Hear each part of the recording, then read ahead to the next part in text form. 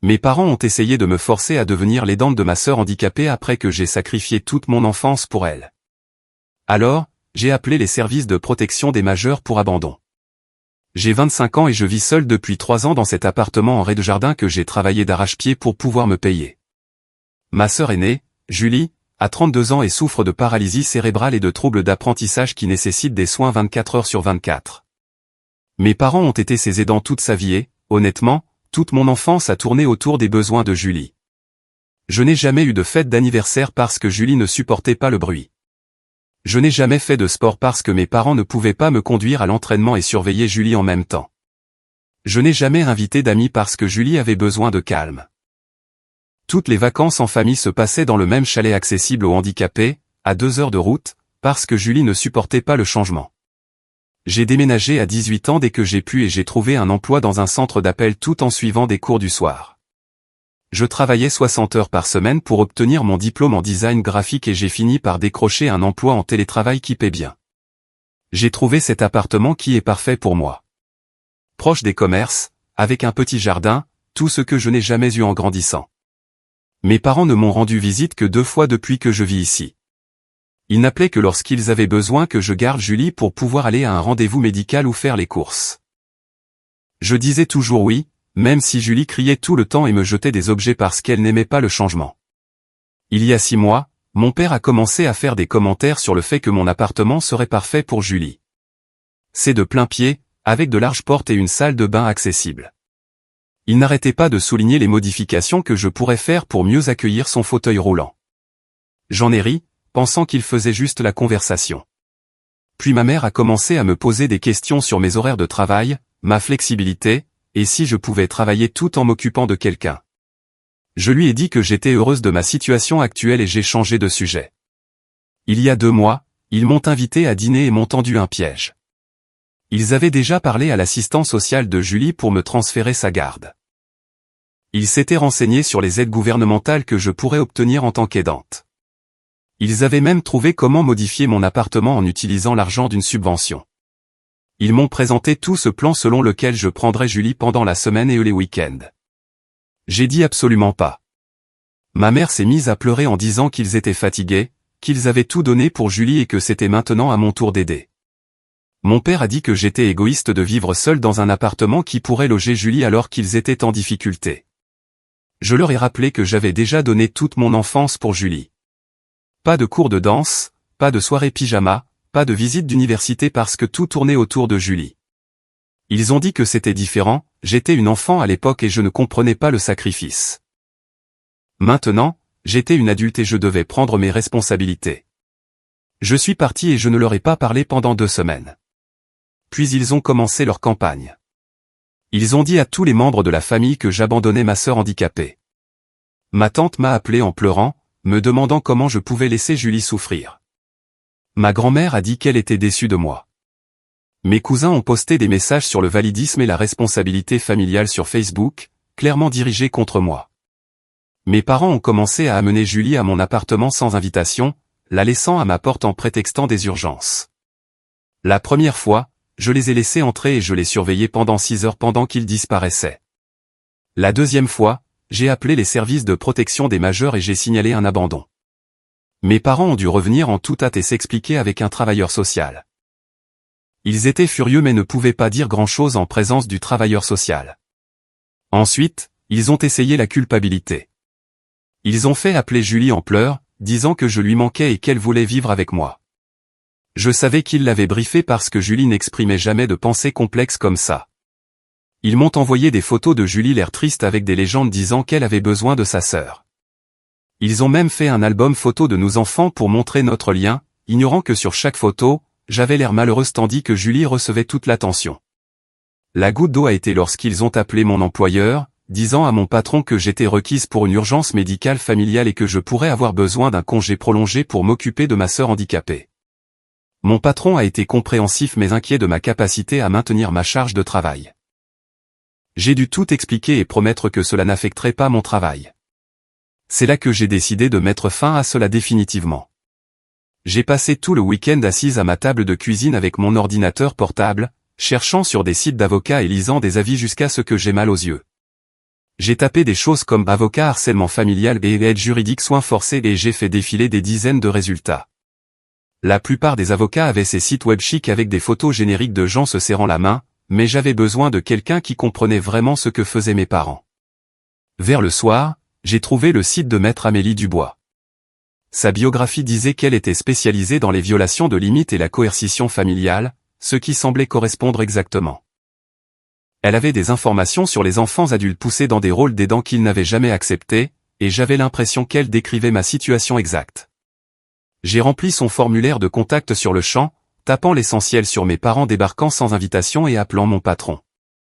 Elle avait un créneau libre lundi matin à 9 h, alors je l'ai réservé et j'ai passé le reste du week-end à essayer de ne pas penser à combien cela allait coûter. Lundi matin, je me suis connecté à l'appel vidéo 5 minutes en avance, assise dans mon bureau à domicile avec un carnet plein de dates et de détails que j'avais notés. Amélie est apparue à l'écran pile à 9 h. Elle avait l'air d'avoir environ 40 ans, avec des cheveux courts et foncés et des yeux perçants qui me donnaient l'impression qu'elle analysait déjà tout. J'ai commencé à expliquer la situation, essayant de garder une voix stable, mais dans les 2 premières minutes, elle m'a arrêté.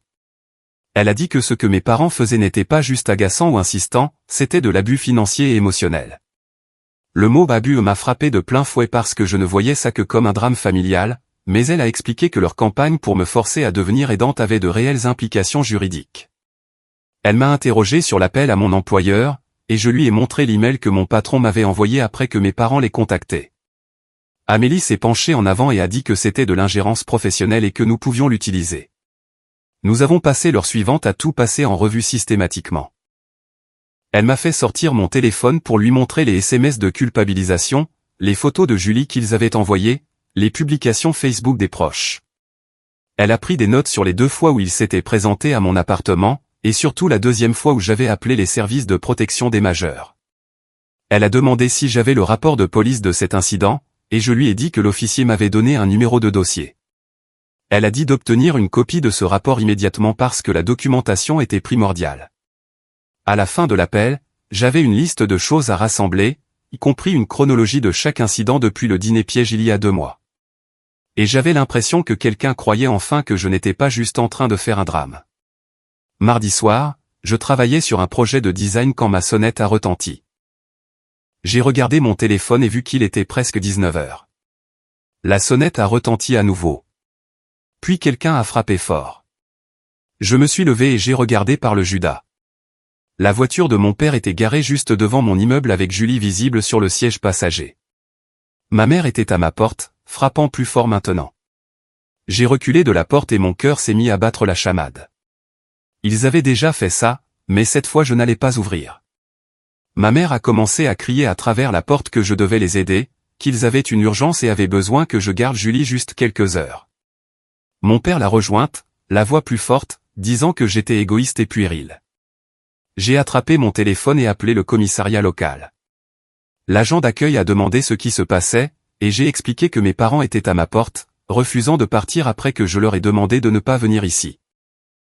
Elle a dit qu'un officier allait passer. Mes parents ont continué à frapper et à crier pendant encore 10 minutes.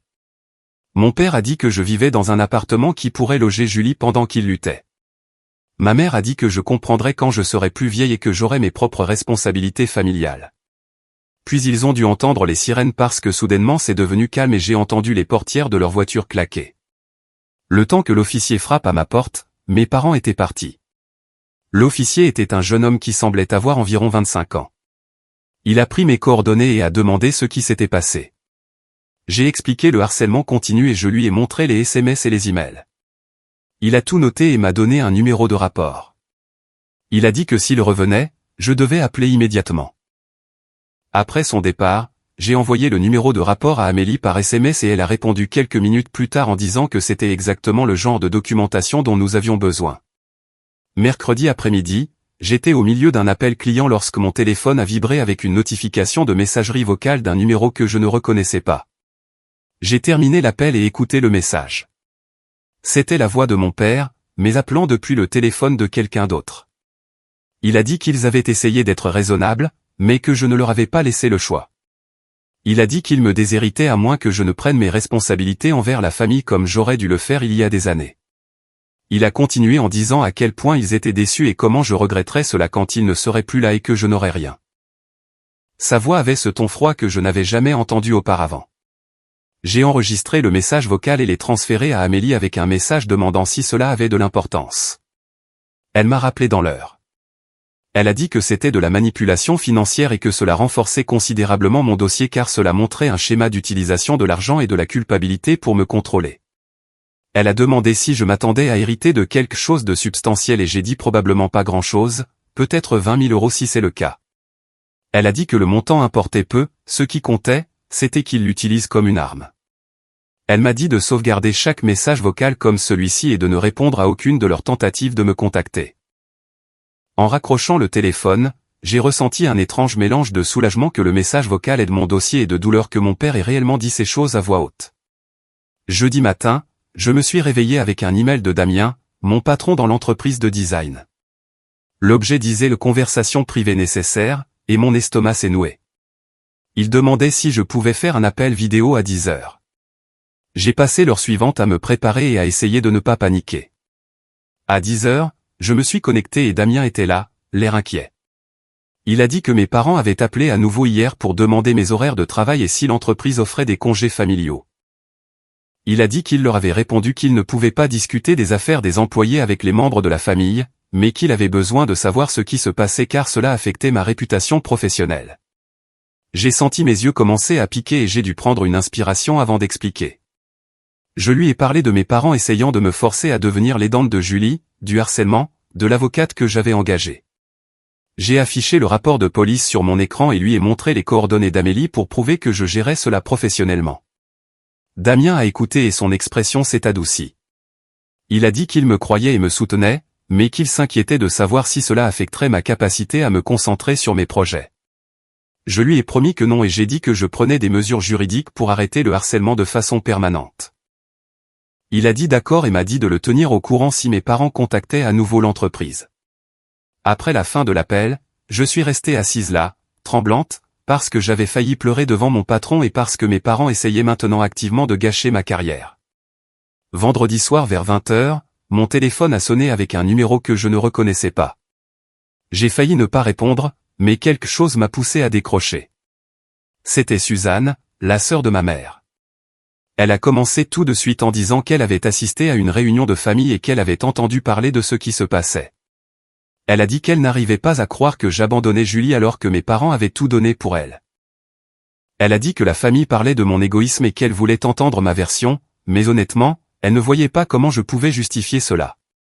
J'ai senti cette culpabilité familière commencer à monter, mais je me suis souvenu de ce qu'Amélie avait dit sur le fait de ne pas entrer dans leur jeu. J'ai pris une inspiration et j'ai calmement expliqué la chronologie réelle. Je lui ai parlé de mon enfance sans fête d'anniversaire ni amis, de mes parents m'ayant tendu un piège avec leur plan de soins, de leur arrivée à l'improviste en laissant Julie à ma porte. J'ai mentionné les appels au service de protection des majeurs et le rapport de police de mardi. Suzanne est restée silencieuse un long moment. Puis elle a dit qu'elle avait besoin de réfléchir à certaines choses. Elle a dit qu'elle se souvenait de choses de mon enfance auxquelles elle n'avait pas vraiment pensé à l'époque. Elle a demandé si elle pouvait me rappeler dans quelques jours, et j'ai dit oui. Après avoir raccroché, j'ai ressenti une toute petite étincelle d'espoir que peut-être un membre de la famille pourrait réellement comprendre mon point de vue. Le lundi suivant, j'ai rencontré Amélie à son bureau pour déposer la lettre de mise en demeure. Son bureau se trouvait dans un vieux bâtiment du centre-ville avec des boiseries et des étagères pleines de livres de droit. Nous nous sommes assises à sa table de conférence et elle m'a montré la lettre qu'elle avait rédigée. Elle faisait 2 pages et énumérait chaque incident de harcèlement, y compris les visites inopinées, les contacts sur le lieu de travail, la campagne sur les réseaux sociaux et les menaces financières. La lettre exigeait que mes parents cessent de me contacter, cessent de contacter mon employeur et cessent de se présenter à mon domicile. Elle décrivait les actions en justice potentielles, y compris des ordonnances de protection si le harcèlement continuait. La lire a rendu tout soudainement très réel et très sérieux. Amélie a demandé si je voulais apporter des modifications, et j'ai dit non. Cela couvrait tout. Elle a dit qu'elle l'enverrait par lettre recommandée afin que nous ayons la preuve qu'ils l'ont reçu. J'ai signé le formulaire d'autorisation et fait un chèque pour sa provision sur honoraires. Voir mon compte épargne prendre un coup m'a fait mal, mais cela semblait nécessaire. En sortant de son bureau, Je me sentais puissante et effrayée en même temps parce que je portais officiellement cela à un niveau juridique, et qu'il n'y avait pas de retour en arrière possible. La réponse de mes parents est arrivée plus vite que je ne le pensais. Mercredi après-midi, ma cousine Rachel m'a envoyé une capture d'écran d'une publication Facebook faite par ma mère. La publication disait que leur fille ingrate avait engagé un avocat pour abandonner sa sœur handicapée. Elle disait qu'ils avaient tout donné pour s'occuper de Julie et que maintenant leur autre fille les jetait. Elle disait qu'ils avaient le cœur brisé et ne comprenaient pas comment ils avaient élevé quelqu'un d'aussi égoïste. La publication avait déjà des dizaines de commentaires. Des proches et des amis de la famille me traitaient de sans-cœur et disaient que je devrais avoir honte. Ma grand-mère a commenté qu'elle priait pour mon âme. Des gens qui me connaissaient à peine partageaient la publication et ajoutaient leurs propres pensées sur à quel point j'étais terrible. Je voulais tellement répondre pour dire à tout le monde la vérité, mais je me suis souvenu qu'Amélie avait dit que s'engager ne ferait qu'aggraver les choses. Je l'ai appelée à la place et lui ai lu la publication. Elle a dit de tout capturer et de sauvegarder parce que c'était de la diffamation et du harcèlement. Elle a dit que mes parents essayaient de me forcer à répondre publiquement, mais que je devais rester silencieuse.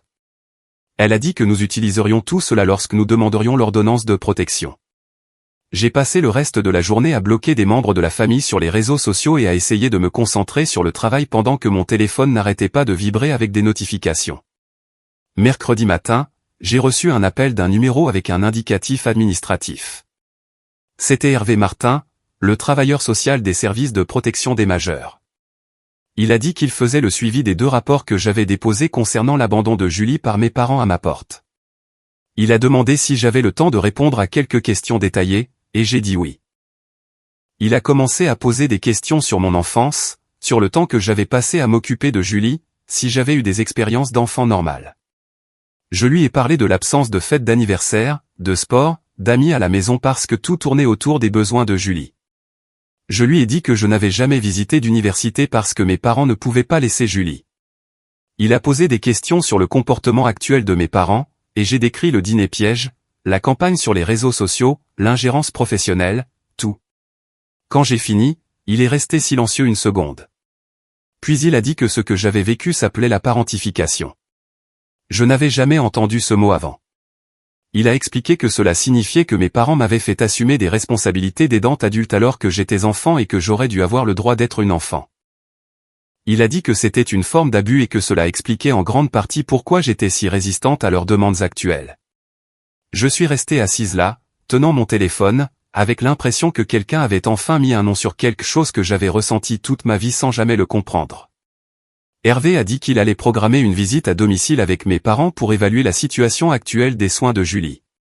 Il a dit qu'il m'appellerait après la visite pour me tenir au courant. Après avoir raccroché, j'ai immédiatement cherché parentification sur Google et j'ai passé 1 heure à lire des articles qui décrivaient toute mon enfance. Hervé m'a rappelé vendredi après-midi après sa visite chez mes parents. Il a dit que les soins physiques de Julie étaient corrects et que mes parents avaient les ressources et les systèmes de soutien adéquats pour continuer à s'occuper d'elle. Mais ensuite, il a dit quelque chose qui m'a rendue furieuse. Il a dit que pendant la visite, mes parents avaient dit à Julie que je ne l'aimais plus. Apparemment, il lui disait que j'avais déménagé et que je l'avais oublié, que je ne voulais plus être sa sœur. Hervé a dit que Julie avait semblé confuse et triste quand il lui a posé des questions sur moi. Il a dit que mes parents utilisaient les émotions de Julie pour me manipuler, ce qui était nuisible pour Julie et totalement inapproprié. Il a dit qu'il documentait cela dans son rapport et recommandait que mes parents reçoivent des conseils sur les limites appropriées. Je l'ai remercié de me l'avoir dit et j'ai raccroché. Puis je me suis assise là, tremblante de colère parce que mes parents ne faisaient pas que me harceler, ils jouaient avec la tête de Julie pour me punir. Julie ne comprenait pas ce qui se passait réellement et ils lui faisaient croire que je l'avais abandonnée. J'ai envoyé un SMS à Amélie au sujet de ce que Hervé avait dit et elle a répondu que c'était une autre preuve montrant le comportement manipulateur de mes parents. Elle a dit que nous avions un dossier solide maintenant et a demandé si j'étais prête à demander une ordonnance de protection. J'ai tapé oui sans hésiter. J'ai commencé à tout documenter ce week-end-là. Chaque publication Facebook faite par mes parents a fait l'objet d'une capture d'écran avec l'horodatage visible. Chaque commentaire de proches me disant que j'étais sans cœur a été sauvegardé. Chaque message méchant d'inconnu qui avait réussi à trouver mes comptes personnels est allé dans un dossier sur mon ordinateur portable. J'ai fait une chronologie commençant par ce dîner il y a 2 mois et demi où ils m'avaient tendu un piège avec tous leurs plans. J'ai noté les dates et heures de chaque visite inopinée, chaque appel de membres de la famille me mettant la pression, chaque incident où ils ont essayé de me manipuler pour prendre Julie. Le rapport de police du jour où ils l'ont abandonné à ma porte est allé dans le dossier. Le message vocal sur le fait de me déshériter a été sauvegardé à 3 endroits différents. Dimanche soir, j'avais un document de 20 pages montrant exactement comment mes parents me harcelaient depuis que j'avais dit non à leur demande. Amélie a appelé lundi matin pour prendre des nouvelles, et je lui ai dit que j'avais terminé la documentation. Elle m'a demandé de tout envoyer par email pour qu'elle puisse l'examiner avant que nous demandions une ordonnance de protection. J'ai passé 1 heure à organiser tous les fichiers et je les ai envoyés. Elle a rappelé 2 heures plus tard et a dit que les preuves étaient solides. Elle a dit que les publications sur les réseaux sociaux à elles seules montraient un schéma de harcèlement et de diffamation, et qu'ajouter l'ingérence professionnelle et les intrusions physiques à mon appartement constituait un dossier solide. Nous avons fixé un rendez-vous pour jeudi afin de déposer les papiers. Mon téléphone a sonné vendredi après-midi pendant que j'essayais de me concentrer sur la création d'un logo pour un client. C'était Suzanne. J'ai failli ne pas répondre parce que je pensais qu'elle appelait pour me crier dessus à nouveau à propos de l'abandon de Julie, mais quelque chose m'a fait décrocher. Elle a commencé à parler avant que je puisse dire quoi que ce soit. Elle a dit qu'elle avait réfléchi à notre dernière conversation toute la semaine. Elle a dit qu'elle avait appelé Hervé pour poser des questions sur son évaluation et ce qu'il avait trouvé lors de sa visite à domicile. Il lui avait parlé du problème de parentification et du fait que mes parents disaient à Julie que je ne l'aimais plus. Suzanne est restée silencieuse 1 seconde, puis elle a dit qu'elle était désolée. Elle a dit qu'elle était venue chez moi plein de fois quand j'étais enfant et qu'elle se souvenait maintenant que je ne pouvais jamais rien faire de normal. Comment chaque réunion de famille tournait autour des besoins de Julie et personne ne demandait jamais ce que je voulais. Elle a dit que toute la famille avait encouragé l'attente de mes parents selon laquelle je sacrifierais ma vie pour Julie tout comme ils l'avaient fait, et qu'elle n'avait pas réalisé à quel point c'était mal jusqu'à ce que Hervé le lui explique. Puis elle a dit quelque chose qui m'a fait pleurer. Elle a dit que si j'avais besoin d'un témoin de moralité pour des questions juridiques, elle le ferait. Elle a dit qu'elle dirait la vérité sur ce qu'était vraiment mon enfance. Je l'ai remerciée environ 5 fois et j'ai raccroché, sentant que peut-être je n'étais pas complètement seul là-dedans. Le mardi soir de la semaine suivante, ma sonnette a retenti. J'ai vérifié par le Judas et j'ai vu mon père debout tout seul. Il avait l'air terrible. Ses vêtements étaient froissés et il avait des cernes sous les yeux comme s'il n'avait pas dormi depuis des jours. J'ai ouvert la porte mais j'ai gardé la chaînette de sécurité. Il a demandé s'il pouvait entrer et parler. J'ai dit non, mais que j'écouterais de là où j'étais. Il a dit que ma mère avait des problèmes de santé à cause du stress de s'occuper de Julie. Il a dit qu'il n'avait pas besoin que je prenne le relais complètement. Ils avaient juste besoin d'un peu d'aide. Il avait l'air si vaincu debout là que je me suis presque senti mal. Je lui ai dit qu'il existait des options de soins professionnels et des services de répit qui pourraient leur donner des pauses sans tout mettre sur mon dos. Tout son visage a changé. Il s'est mis en colère et a dit que j'essayais de jeter Julie comme une ordure. Il a dit qu'il m'avait mieux élevé que ça, pour ne pas abandonner la famille quand les choses devenaient difficiles. Je lui ai dit que j'avais déjà donné toute mon enfance et que je ne recommencerais pas. J'ai fermé la porte alors qu'il parlait encore. Jeudi matin, j'ai eu mon premier rendez-vous avec Nathalie Puy. Son cabinet se trouvait dans cette vieille maison transformée en cabinet de thérapie. Elle m'a fait remplir des papiers sur ce qui m'amenait, et ensuite nous avons parlé pendant près d'1 heure. Je lui ai parlé de Julie et de mes parents, de la pression constante et du fait que je n'arrivais plus à dormir. Comment je continuais à vérifier mon téléphone en attendant un autre message méchant ou un autre proche appelant pour me culpabiliser. Elle a posé des questions sur mon enfance, et je lui ai dit les mêmes choses que j'avais dites à Hervé. Pas de fête d'anniversaire, pas de sport, pas d'amis, tout à propos de Julie. Nathalie a dit quelque chose qui m'a marqué. Elle a dit, ta culpabilité à propos de Julie n'était pas rationnelle parce que tu étais une enfant qui n'avait le choix en rien. Elle a dit, tes parents répètent le même schéma maintenant, essayant de sacrifier le bien-être d'une fille pour l'autre. Elle a dit, le fait que tu te sentes coupable de te protéger montre à quel point ils t'ont conditionné à faire passer Julie en premier, quoi qu'il arrive. Nous avons programmé des rendez-vous hebdomadaires, et je suis parti avec le sentiment que la thérapie pourrait peut-être vraiment aider. Hervé a appelé le lundi suivant avec des nouvelles qui m'ont complètement choqué. Il a dit que lors de son évaluation, il avait demandé directement à Julie ce qu'elle voulait. Pas ce que mes parents voulaient pour elle, mais ce que Julie elle-même voulait.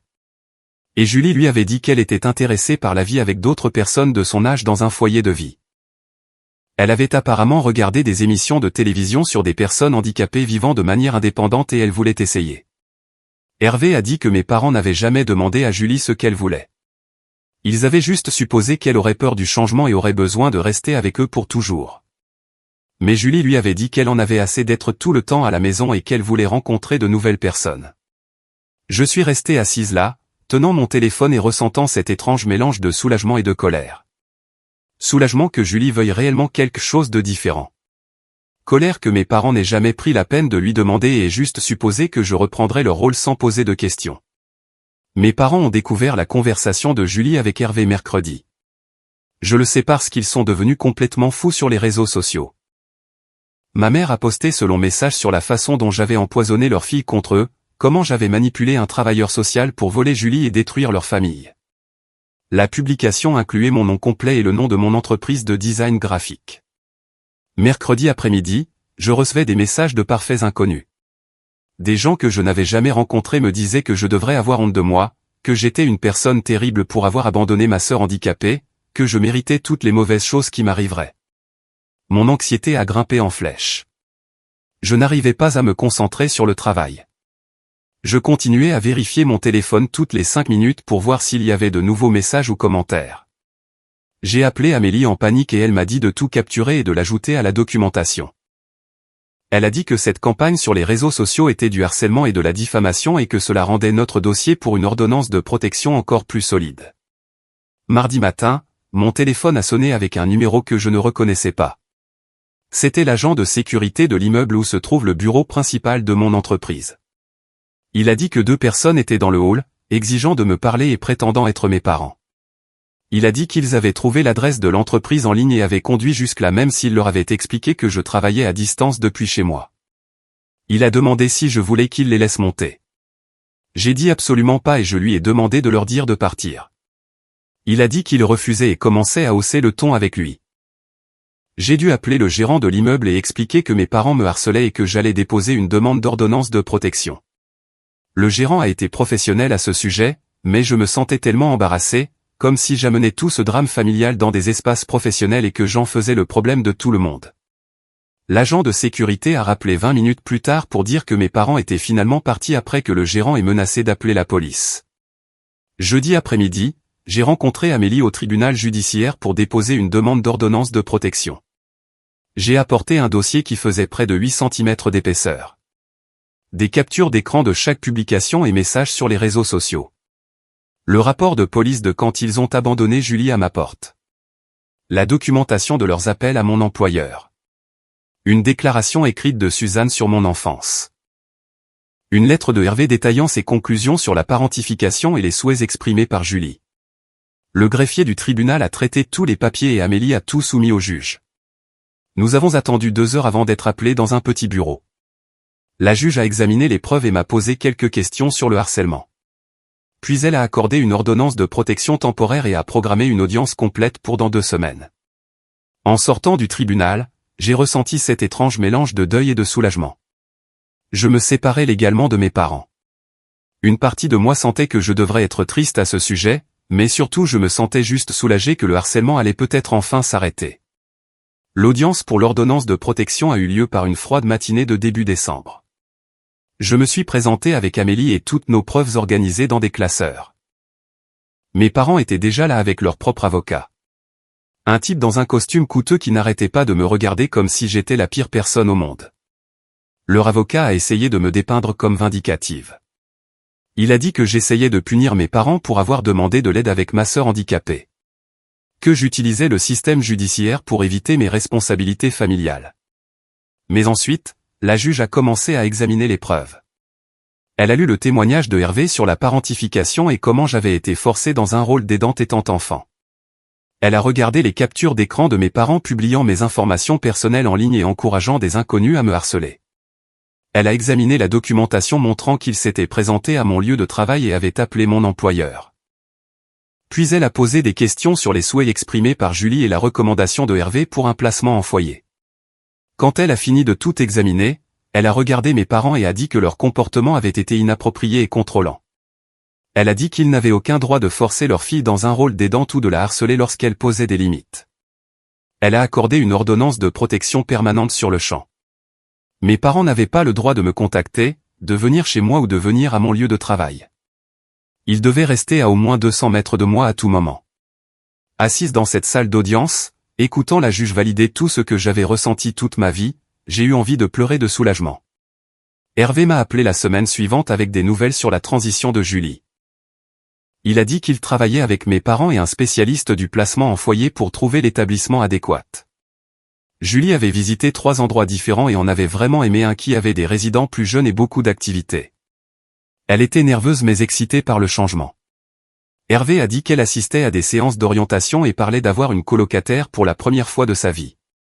Il a dit que Julie avait demandé de mes nouvelles lors d'une séance et qu'il lui avait expliqué que je tenais à elle mais que j'avais besoin d'un peu d'espace par rapport à nos parents pour le moment. Entendre que Julie était réellement heureuse de ce déménagement m'a fait me sentir bien et triste en même temps. Bien parce qu'elle obtenait enfin des opportunités d'être indépendante et de se faire des amis. Triste parce qu'elle aurait dû avoir ses chances il y a des années au lieu d'être gardée à la maison parce que mes parents supposaient qu'elle ne pouvait pas gérer le changement. Julie a emménagé dans le foyer 2 jours après Noël et j'ai continué à voir Nathalie chaque semaine tout au long du mois de janvier parce que toute la situation me laissait un sentiment bizarre et confus.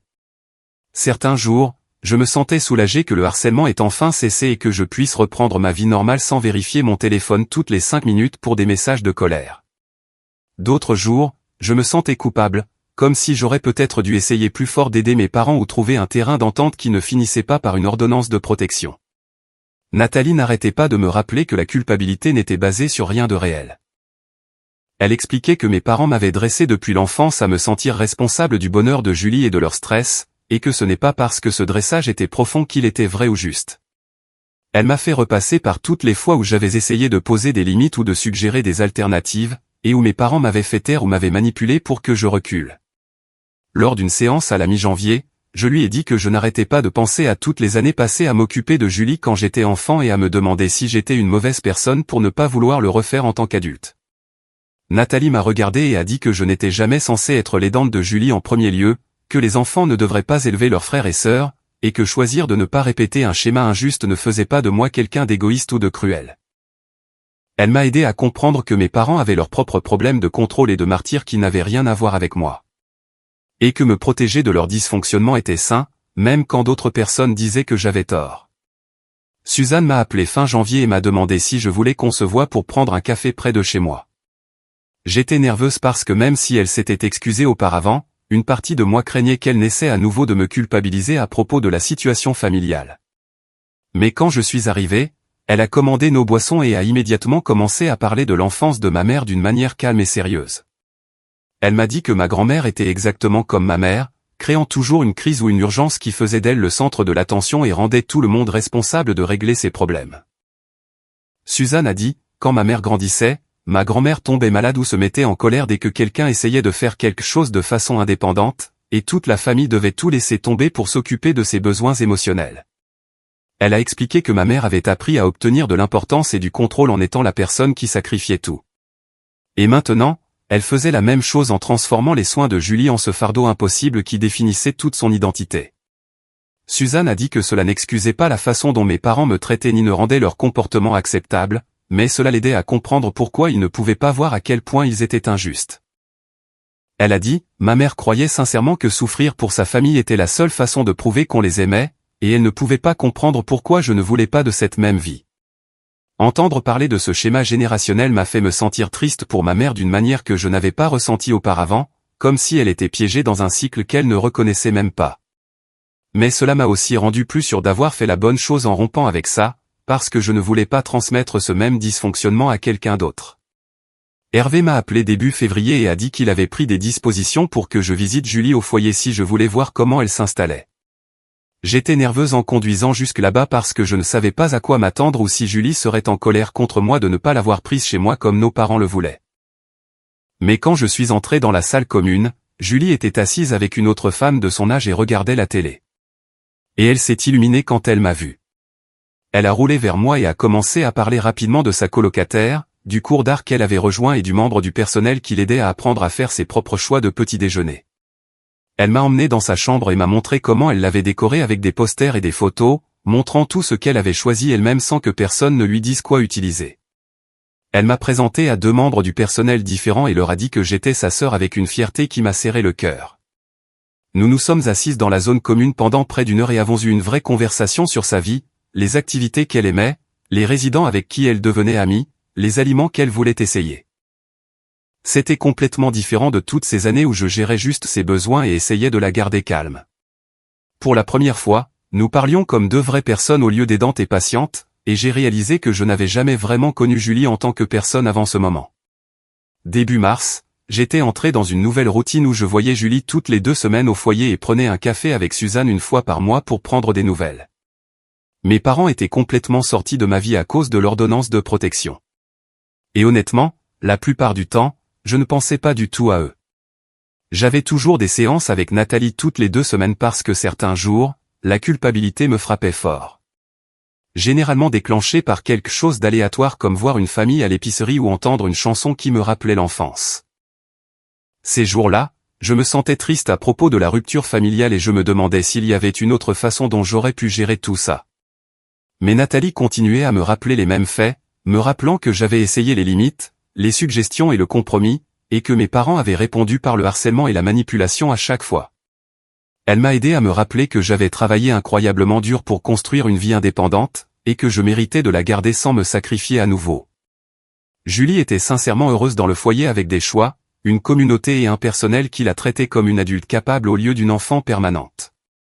Je n'aurais jamais pu lui donner ce genre de vie, même si j'avais laissé mes parents l'installer dans mon appartement et passer chaque jour à gérer ses soins.